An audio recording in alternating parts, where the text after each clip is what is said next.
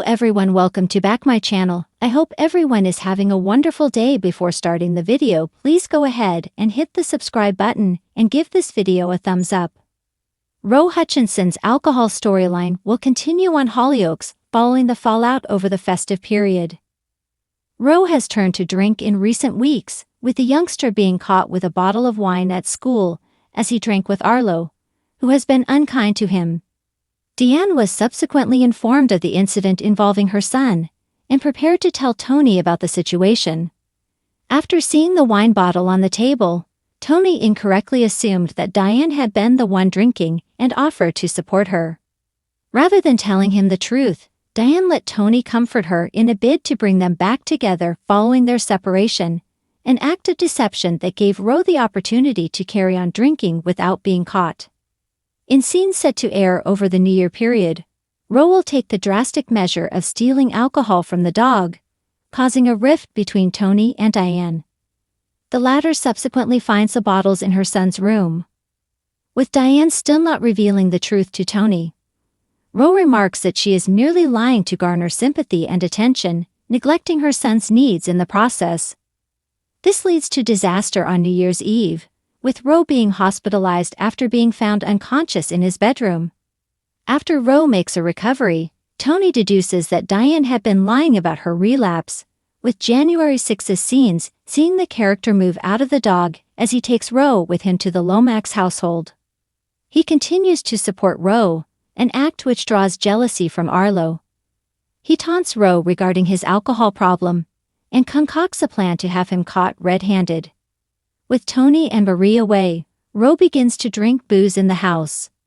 Arlo spitefully messages Tony and Marie about Roe's actions, with the pair walking in as the teenager drinks a can of gin. Will Roe be able to get the help he needs? The village square felt colder than usual, the festive lights still strung up but now dim and lifeless, much like Robbie Roscoe's mood.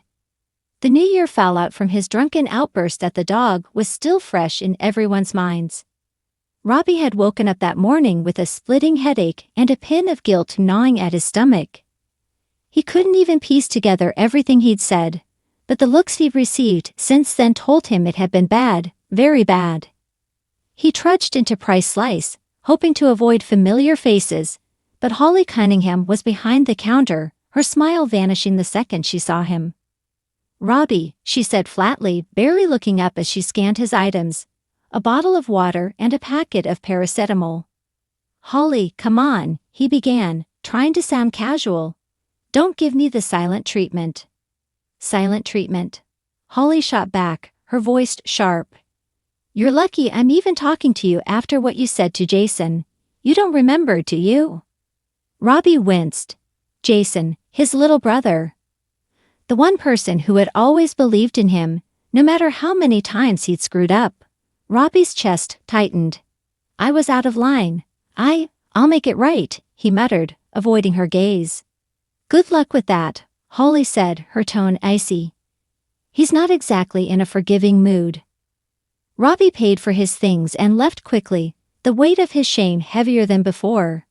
The memories of New Year's Eve were fuzzy at best, but flashes of Jason's hurt expression and Nancy's stern words flickered through his mind like an unforgiving slideshow. Back at the flat, Donnie was sprawled on the sofa, scrolling through his phone. "You look like death warmed up," Donnie quipped, not even glancing up. "Thanks," Robbie replied dryly, collapsing into the armchair. "Just what I needed to hear." "Hey, I'm just calling it like I see it," Donnie said with a shrug. Then, lowering his phone, he added, "So what's the plan? You gonna mope around forever, or are you actually gonna fix this mess?" Robbie groaned, rubbing his temples. "You think I don't want to? Jason hates me right now, Holly's furious, and everyone else is just disappointed. I've been here before, Donnie. What if I've finally done too much damage?" Donnie sat up, a rare flicker of seriousness in his expression. "Listen, you've messed up. Big time. But you're not the first Roscoe to screw things up, and you won't be the last. You're not gonna fix this by feeling sorry for yourself. Start with Jason, he's family. He'll give you an earful, but he'll hear you out." Robbie nodded slowly. Donnie wasn't exactly a beacon of wisdom, but he had a point. If he wanted to make things right, he needed to start somewhere. And Jason was as good a place as any. Robbie found Jason in the park later that afternoon, kicking a football around with Charlie. Nancy was sitting on a nearby bench, keeping a watchful eye on her son. When she spotted Robbie approaching, her expression hardened. "This is a public park, Robbie," she said, her tone clipped. "But if you're here to cause trouble, I suggest you turn around." "I'm not here to cause trouble," Robbie said quickly, holding up his hands. "I just want to talk to Jason." Nancy didn't look convinced, but Jason, overhearing the exchange, walked over. His face was unreadable as he stopped a few feet away from Robbie. "What do you want?" Jason asked, his voice tight. Robbie swallowed hard. I came to say I'm sorry for everything I said on New Year's. I was drunk and stupid, but that's no excuse. You didn't deserve any of it." Jason crossed his arms, his jaw clenched. "You don't even remember what you said, do you?" Robbie hesitated, guilt washing over him. "Not everything, but I know it was bad, and I hate that I hurt you." Jason let out a bitter laugh. "You accused me of being the reason Dad left. Said I've always been Mom's favorite, and that's why I've had it easy while you've had to fight for everything." Robbie's heart sank. "Jace, I didn't mean any of that. You know I don't believe it. Don't you?" Jason shot back, "Because it sounded like you've been bottling that up for years." Robbie's shoulders slumped. "I've been a mess, Jason. I'm angry, and I've been taking it out on everyone around me. But you're my brother. I love you, and I'm sorry. Please, let me make it up to you." Jason studied him for a long moment, his expression softening just slightly. "You've got a long way to go, Robbie. But maybe we can start with you proving you mean it." Robbie nodded, a flicker of hope igniting in his chest. "I will, I promise."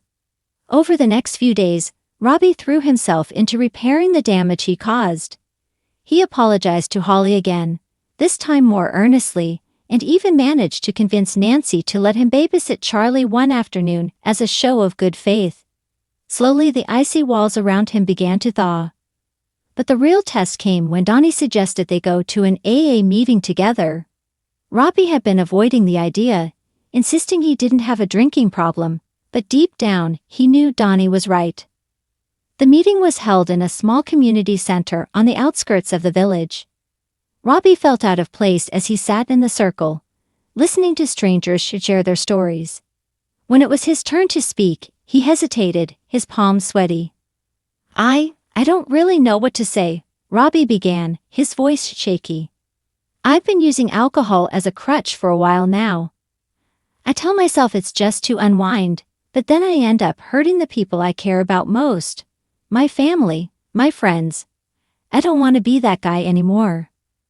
There was a murmur of encouragement from the group, and Robbie felt a small surge of relief. Maybe this was the first step toward becoming the person he wanted to be. As he left the meeting with Donnie, he felt a glimmer of hope for the first time in weeks. The road ahead wouldn't be easy, but for the sake of his family and himself, Robbie was ready to face it head-on. Thanks for watching this video, and please subscribe our Hollyoaks Update YouTube channel for more update news.